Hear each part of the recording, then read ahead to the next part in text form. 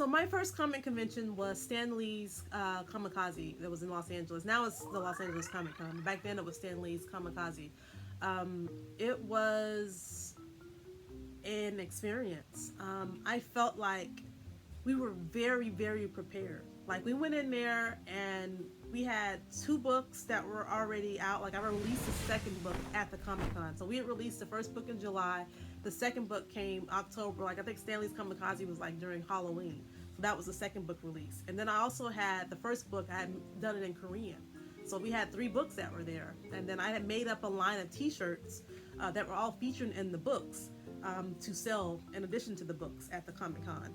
I had a step and repeat, Shero Comics step and repeat that was made. So like it drew a lot of attention. People wanted to be on the pink carpet. That's where the start of the pink carpet was at our very first Comic Con in 2016 in October. So very prepared. We did really well at this comic convention. Yeah, it was just a very fun experience. A lot of my friends got involved. A lot of cosplayers stopped by our tables, met a lot of people, a lot of like people that I, read their books or like other comic creators. So a very cool experience Stan Lee's Comikaze was for us. And it was a very successful Comic Con for Rayven Choi. A very good debut. How did people like the book? They loved it. They seemed to like it. Like, I mean, the white men that came, they thought it sounded like Batman when I would tell them the backstory of Rayven. Her, parents are killed. She witnesses them getting killed by a hitman.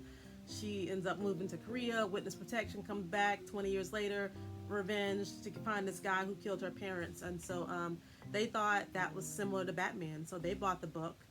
Black women, of course, they were happy to see themselves in a comic book. So a lot of them to a lot of black women, women of color, white women as well. They were supportive because it's hard to as a woman in a male-dominated field. So it's like I got a lot of that. I'll never forget this. I remember a little girl walking past my table. The step and repeat was behind the table or whatever, so Shero Comics was there.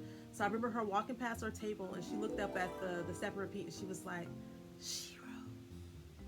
And she just like, she said it in a way and I was just kind of, I don't know, everything was going on here, but I just focused on her.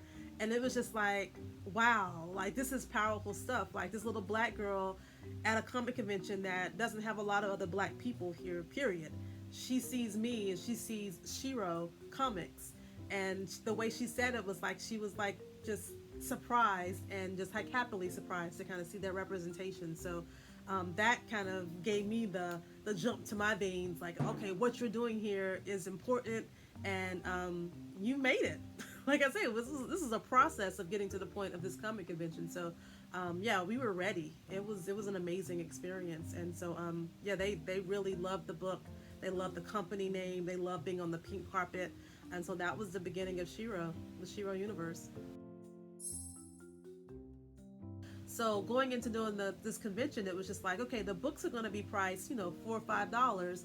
I need a way to make more money than just that. And I need a way to finance the next books. So it was like t-shirts. Let me make some cool t-shirts that I can feature in the books and use the money I make from the t-shirts to go back into making more books. So the genesis of that was, let me make some cool t-shirts. So from that, I stepped into the first comic convention with Pussy Kills. I already had that t-shirt done. What else? I think we had the Rayven Choi t-shirt that was made. Then we had, I believe, Slayer Girls, which was Raven's, her paintball team in the second book, I believe.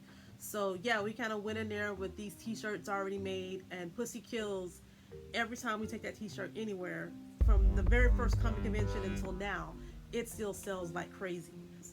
So yeah, I came in with a very clear conscience of what I wanted to do, and yeah, we rocked that convention, and those t-shirts sold like crazy, and those t-shirts helped me get through the next couple of books that I had to do because I was able to make more money selling something at a higher price point than just what the books were selling for. Next week on the Shero Universe miniseries. It's just like, we're making history here. We're trying to trailblaze and make a world appear that the next generation of girls never have to worry about not having a black superheroine to root for.